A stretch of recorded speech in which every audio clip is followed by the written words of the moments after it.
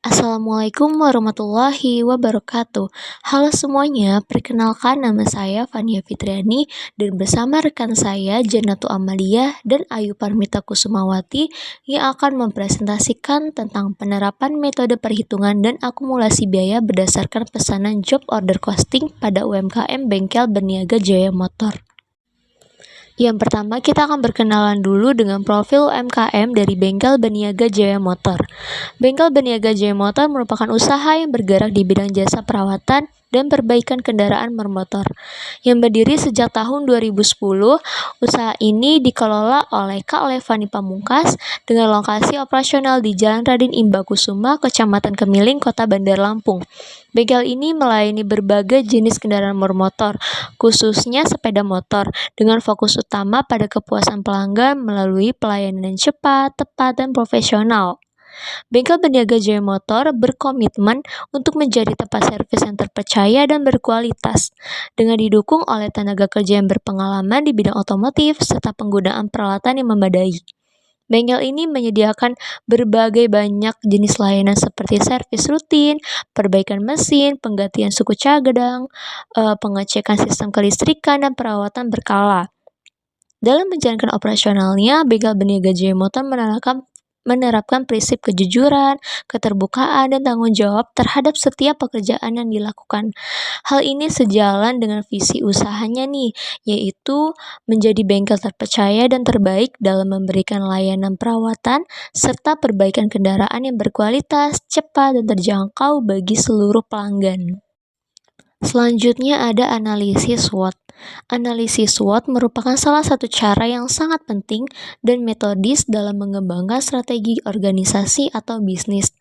Analisis SWOT tersendiri adalah alat strategis yang digunakan untuk mengevaluasi kekuatan, kelemahan, peluang, dan ancaman suatu bisnis. Analisis ini membantu pemilik usaha untuk memahami posisi kompetitif mereka, mengidentifikasi faktor internal dan juga eksternal yang mempengaruhi kinerja bisnis, dan merencanakan tindakan yang dibutuhkan untuk mencapai tujuan bisnis yang diinginkan.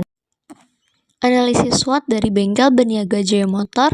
Yang pertama ada strength atau kekuatan, meliputi tenaga kerja berpengalaman dan terlatih yang memahami berbagai jenis kendaraan sehingga hasil pekerjaan lebih cepat dan berkualitas.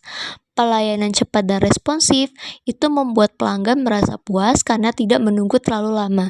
Hubungan baik dengan pelanggan berkat sikap ramah dan pelayanan yang bisa dipercaya sehingga banyak pelanggan yang menjadi pelanggan tetap.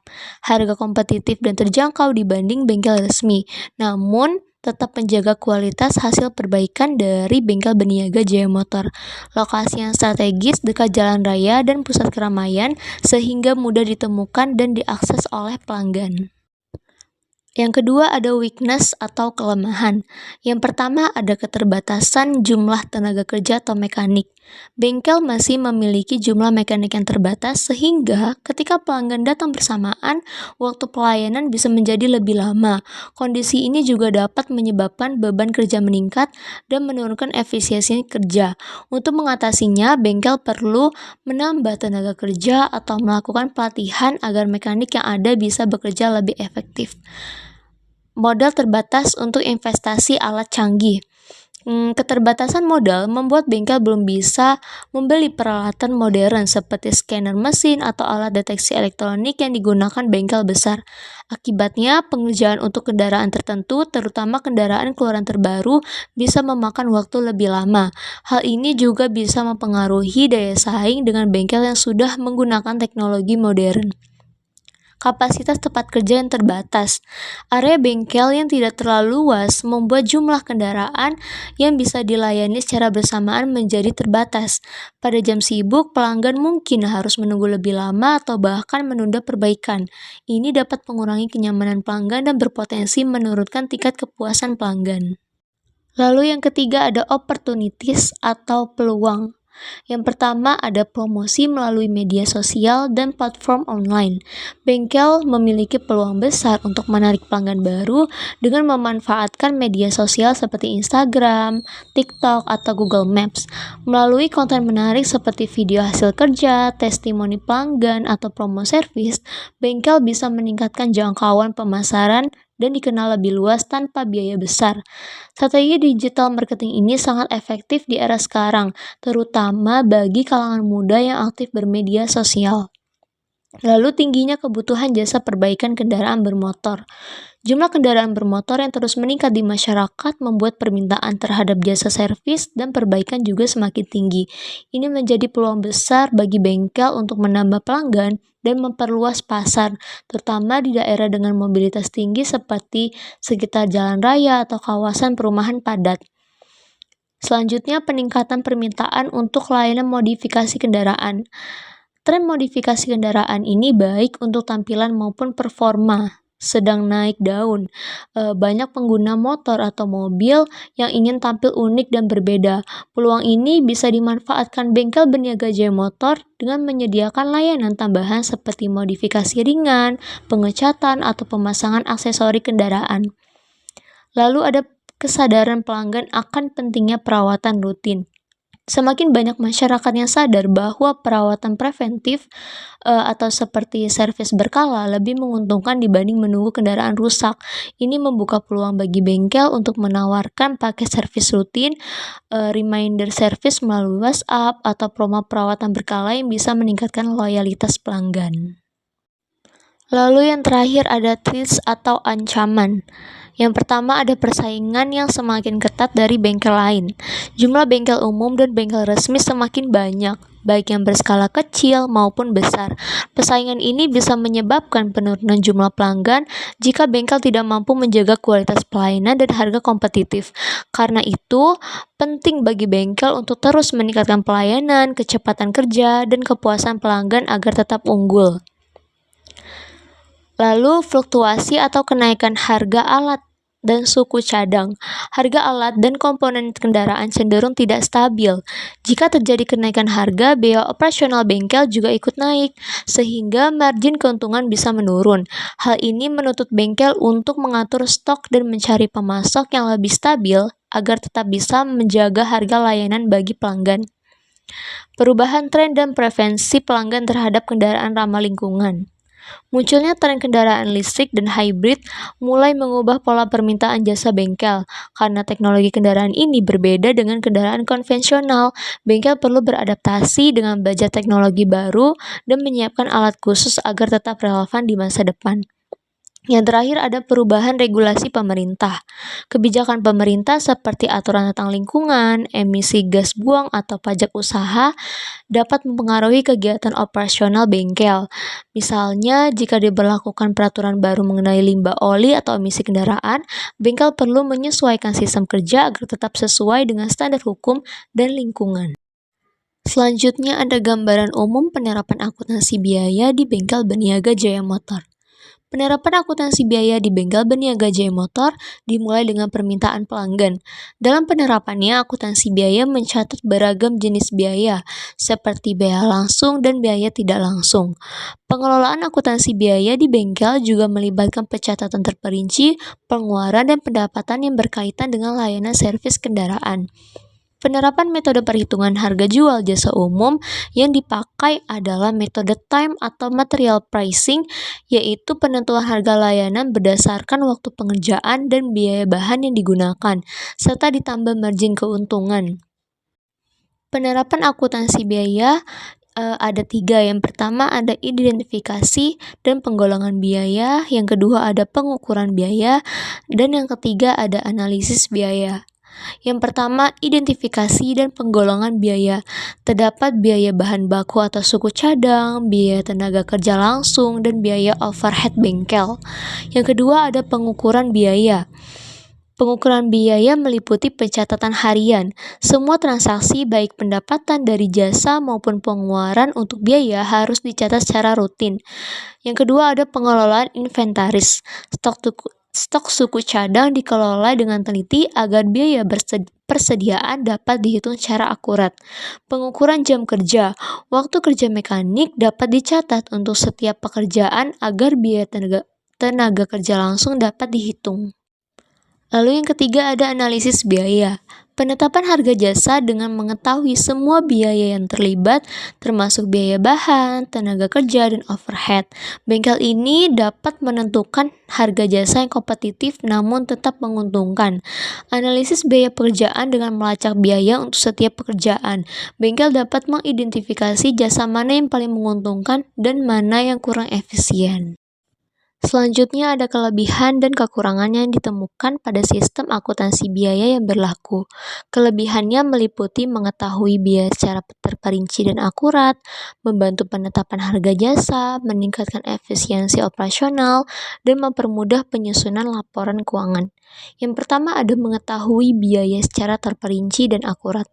Akuntansi biaya membantu bengkel mengetahui komponen biaya seperti bahan baku, tenaga kerja, dan overhead.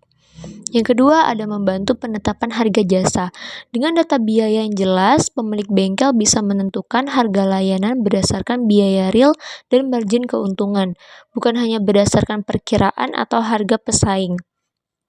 Yang ketiga ada meningkatkan efisiensi operasional. Akuntansi biaya berfungsi sebagai alat pengendalian yang efektif untuk meningkatkan efisiensi kerja di bengkel. Dengan laporan biaya per aktivitas, manajemen dapat mengidentifikasi proses yang perlu diperbaikan. Yang keempat ada mempermudah penyusunan laporan keuangan. Penerapan akuntansi biaya juga memudahkan dalam penyusunan laporan keuangan, seperti laporan laba rugi, neraca, dan arus kas. Karena seluruh biaya telah diklasifikasikan dan dicatat dengan rapi, proses pelaporan menjadi lebih cepat dan hasilnya lebih akurat. Selain itu, laporan keuangan yang baik dapat digunakan untuk menilai kinerja bengkel, membantu dalam pengambilan keputusan. Lalu ada kekurangannya. Yang pertama, kurangnya pengetahuan akuntansi, belum menggunakan sistem terkomputerisasi, keterbatasan SDM untuk analisis data, dan kesulitan memisahkan biaya langsung dan tidak langsung. Yang pertama, kurangnya pengetahuan akuntansi. Pemilik atau staf bengkel mungkin belum memiliki pemahaman yang cukup tentang konsep akuntansi biaya, sehingga salah dalam mencatat atau mengklasifikasikan biaya tersebut. Yang kedua, belum menggunakan sistem terkomputerisasi. Banyak bengkel masih menggunakan pencatatan manual, sehingga rawan kesalahan pencatatan, duplikasi data, atau kehilangan dokumen. Yang ketiga ada keterbatasan SDM untuk analisis data. Meski data dan transaksi tercatat, tidak semua bengkel mampu menganalisis laporan biaya untuk membuat keputusan bisnis secara strategis. Misalnya analisis break-even atau penetapan diskon. Yang keempat, kesulitan memisahkan biaya langsung dan tidak langsung. Staf bengkel sulit menentukan apakah biaya tertentu termasuk biaya langsung, direct cost, atau tidak langsung, indirect cost. Lalu permasalahan yang dihadapi bengkel berniaga jaya motor dalam penerapan akuntansi biaya. Permasalahan yang sering dihadapi bengkel berniaga jaya motor dalam penerapan akuntansi biaya meliputi keterbatasan pengetahuan dan keterampilan sumber daya manusia terkait konsep dan metode akuntansi biaya. Banyak pelaku UMKM belum familiar dengan istilah akuntansi biaya dan cara perhitungan secara sistematis, sehingga pencatatan biaya sering dilakukan secara sederhana atau hanya berdasarkan ingatan. Selain itu, keterbatasan penggunaan teknologi juga menjadi kendalanya, terutama kemampuan dalam menggunakan komputer, software akuntansi, dan pengelolaan data keuangan secara digital. UMKM juga menghadapi kesulitan dalam mengalokasikan biaya tidak langsung, seperti listrik, sewa, dan penyusutan aset ke dalam biaya produksi secara tepat. Kurangnya kesadaran akan pentingnya pencatatan biaya tetap, biaya variabel, dan biaya tidak terduga menyebabkan laporan keuangan yang dibuat tidak mencerminkan kondisi usaha sebenarnya. Hal ini berakibat pada sulitnya pelaku UMKM dalam menentukan harga jual yang rasional dan pengendalian biaya yang efektif. Lalu yang terakhir yaitu terbiasanya dengan pencatatan manual. Budaya kerja yang sudah terbiasa dengan pembukuan manual sering terjadi hambatan terbesar dalam adopsi teknologi. Transisi ke pencatatan digital dianggap rumit dan memerlukan penyesuaian, baik dari segi waktu, tenaga, maupun pola pikir. Perkenalkan, saya Ayu Parmita Kusumawati dengan NPM 2401061041. Di sini saya akan menjelaskan mengenai sistem biaya dan implementasi job order costing di sebuah UMKM bengkel berniaga Jaya Motor. Nah, sistem biaya yang digunakan oleh bengkel berniaga Jaya Motor saat ini yaitu menggunakan akumulasi biaya bulanan, di mana pembelian bahan bakunya hanya dilakukan saat stok habis. Kemudian, pencatatannya masih dilakukan secara manual di akhir bulan melalui Microsoft Excel. Lalu, tidak ada pemantauan secara real time dan biayanya tidak dipisahkan per pesanan atau per antrean, sehingga sulit untuk mengevaluasi profitabilitas tiap antrean.